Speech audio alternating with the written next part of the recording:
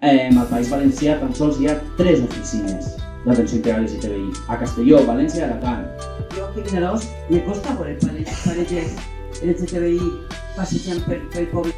Mentre que si ho comparem amb altres territoris, com en aquest cas Catalunya hi ha...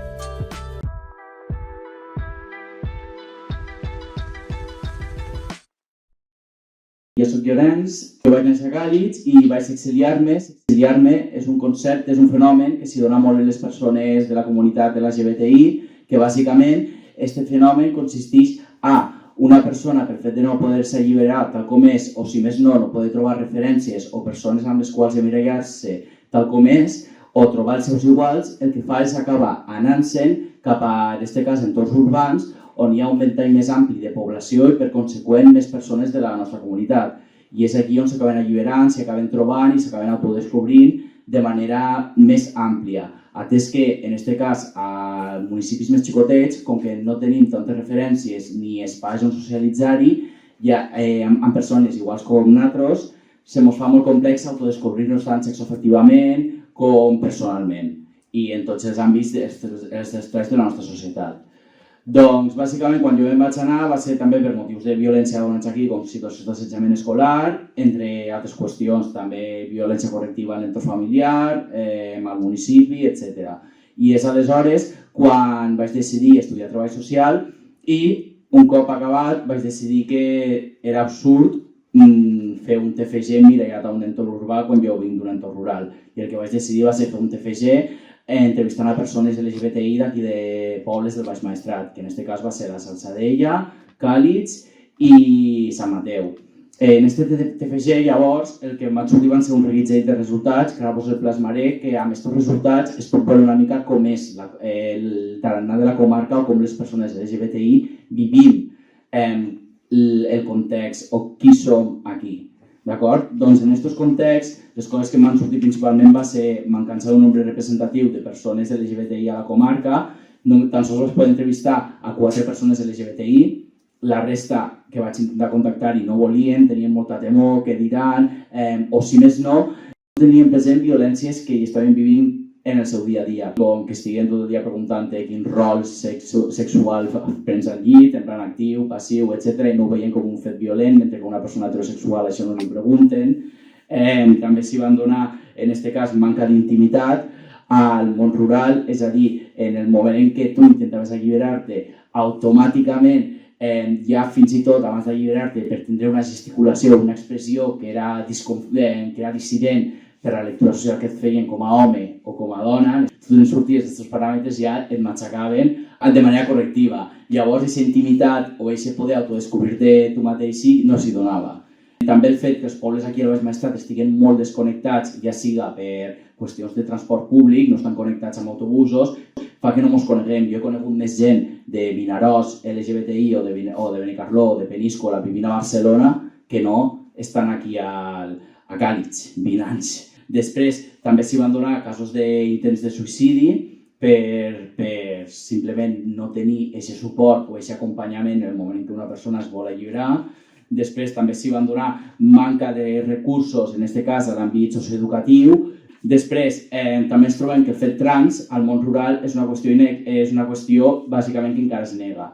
I continuaria dient, com que hi ha els rostris heteronormatius molt marcats, és a dir, tota persona que se'n surt de l'encaix que es pressuposa ja automàticament és correcció, violència, parlar-hi, etc. I moltes altres qüestions que, com que el temps és una miqueta limitadet, no hi podria entrar, però el TFG està penjat i per tant si voleu accedir-hi, doncs, i ho podeu fer en qualsevol moment. Llavors, què passa amb aquestes qüestions? Aquestes qüestions es podrien treballar aquí al Maestrat i als Ports. Com? Mitjançant una oficina d'atenció integral LGTBI. Quin és el problema? Que l'oficina d'atenció integral LGTBI la tenim a Castelló ciutat. Actualment, al País Valencià tan sols hi ha 3 oficines d'atenció integral LGTBI. A Castelló, València i Alacant. Mentre que si ho comparem amb altres territoris, com en aquest cas Catalunya n'hi ha 106. 106 estem parlant, és a dir, 106 oficines d'atenció integral LGBTI a un territori en les quals, aquí que ens trobem, que tenim el company Roger, que és de les Terres de l'Ebre, hi ha a cada comarca que configura les Terres de l'Ebre un servei d'atenció integral LGTBI. En canvi, aquí nosaltres no podem ni tindre ni a la zona de Vinaròs, ni a la zona del Maestrat Ports, un servei que atenga aquestes qüestions. És a dir, des de l'Oficina Orienta és un servei que acompanya les persones, que atén a les famílies. És un servei que també dona suport, que fa treball de sensibilització. Què vol dir treball de sensibilització? Que si en aquest cas es fa la diada contra lliure d'odi LGBTI a l'esport, des d'Orienta contacta amb tots els gimnasos i amb tots els centres esportius que hi ha a tot el territori i fa campanyes per tal que els professionals que estiguin en aquests gimnasos o en aquests municipis puguen fer de l'esport un espai segur i respectuós per tota la diversitat. Però clar, si tu tan sols fiques aquesta oficina Orienta a Castelló, com vols atendre a tots els agents socials, ja sigui a escola, en gimnasos, en polítiques socials, podem dir, en polítiques públiques, com vols inserir-hi aquí, si ho tens a Castelló ciutat? És a dir, el que s'ha de fer és ficar-se aquí i entrar-hi dintre. Després ens trobem un cas com va ser l'agressió que va haver-hi aquí a Vinaròs, una agressió que s'hi va donar als carnavals, una agressió d'odi LGBTI, i en aquest cas, aquesta agressió motivada per aquestes qüestions, no hi ha hagut un acompanyament. L'acompanyament que s'ha fet a aquestes persones ha estat per persones a títol individual, però no des del servei. Des del servei es va donar l'agressió i fins una setmana després no van rebre una atenció virtual. És a dir, virtualment els van atendre. Què va ser? Aquestes persones els acaben de pegar una pallissa i estan en una baixesa cognitiva molt gran i l'atenció que feu és virtualment i al cap d'una setmana. I no només això, sinó que ara mateix aquestes persones estan en qüestions relatives al procés judicial i aquestes persones no estan tenint un acompanyament social. Perquè l'Estatut de la Víctima diu que si tu pateixes una agressió, tu tens el dret de tindre una persona facilitadora. Aquesta persona facilitadora pot ser una persona que ha estudiat treball social o criminologia, qualsevol altra carrera vinculada a l'àmbit social, que te pot acompanyar en tots els tràmits i en totes les qüestions, ja sigui la identificació de les persones que t'han pogut arribar a agredir o fins i tot reparar la víctima, perquè aquesta víctima no ens hem de quedar en una qüestió punitiva. És a dir, no hem d'agafar i dir, mira, com que ja tenim a les persones agressores ja s'ha acabat el problema. No, aquesta víctima ha de rebre una reparació. Per tant, no podem tampoc centrar-nos en un àmbit només punitiu i correctiu, en aquest cas per part de la policia, sinó que el que hem de fer és incloure més mitjans educatius i socials per tal d'inserir i treballar les violències, ja sigui a les escoles com en les polítiques públiques. Bàsicament és això, i des d'Orienta, des d'una oficina com aquestes, es podria treballar aquí al Maestrat. També vinculant-se amb els ajuntaments i que els mateixos ajuntaments puguen, a l'hora de fer diades, per exemple, diades de visibilitat, atendre aquestes qüestions, o si més no, desenvolupar altres activitats. O si es troben casos, per exemple, en persones VIH positives d'aquí del territori Sénia, si han d'anar-hi a l'hospital a buscar, a fer qualsevol atenció, poden estar vulnerades. Al meu TFC va haver-hi un cas. Doncs aquesta persona, si aquí hi hagués hagut una oficina Orienta, hagués pogut anar a denunciar-ho a l'oficina Orienta i aleshores des de l'oficina Orienta intervindre-hi. Però no s'hi han fet totes aquestes qüestions i també acompanyant les víctimes de delictes d'odi. És a dir, i en l'àmbit socioeducatiu, és a dir, els professionals que tenen qualsevol dubte, a mi, jo fem ponències aquí, m'han dit, no hi ha cap lloc on puguem assessorar-nos per tal de fer les aules un lloc més transinclusiu, més feminista, etc. També acabar una mica amb la desigualtat territorial entre el món rural o les descentralitats i el món urbà o entorns metropolitans. Moltes gràcies.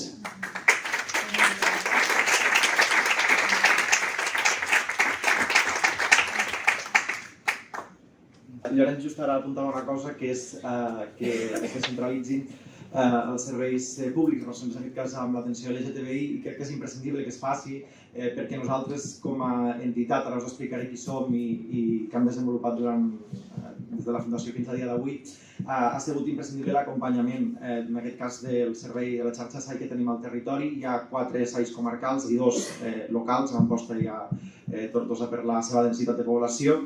I si no hagués sigut pels SAIs, també el Departament de Polítiques Públiques LGTBI que s'ha impulsat des de la Generalitat hagués sigut impossible. Jo volia saber quines accions concretes podem fer la gent per a demanar aquesta atenció, aquest acompanyament pues, al territori Sénia. És a dir, podem fer alguna cosa? Sí, d'entrada, conèixer el servei.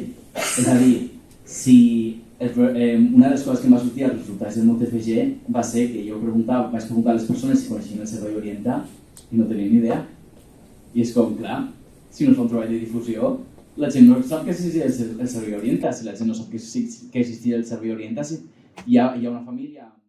És complicat, per tant seria potser més que com a societat un grup de persones mobilitzés una recollida de firmes per a demanar al govern que s'acabés implementant aquest servei Orienta aquí, descentralitzar-lo i fer-lo arribar a més zones, que no només estigui a la capital de la província, sinó que estigui a zones més rurals o més establir uns quilòmetres concrets per als quals tindrà accés una persona i pugui anar, que hi hagi transport públic per poder accedir a l'oficina de forma física, etc.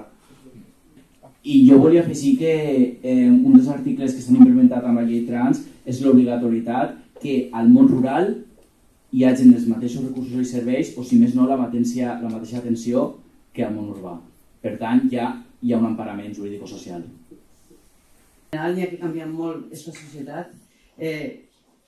Quan tu dius que antes parlaves a l'entrada que te vas a Barcelona i te vas d'esta zona perquè vols ser lliure, vols ser qui ets, jo aquí a Vinaròs me costa veure parelles LGTBI passejant pel poble amb naturalitat.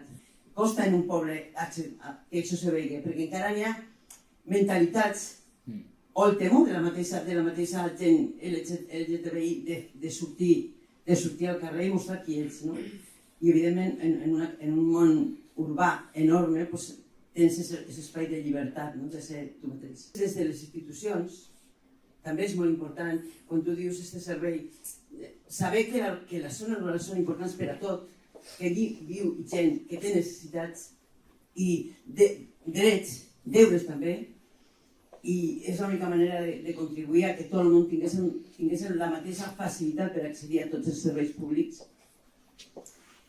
I després els col·lectius conscients de la situació que es viu, ser conscient i lluitar per aquests drets, perquè la societat per si, les institucions a vegades implementen serveis perquè és moda implementar serveis, però després això no és efectiu si no hi ha gent que lluita pels seus drets i que contribueix a que aquests serveis funcionen.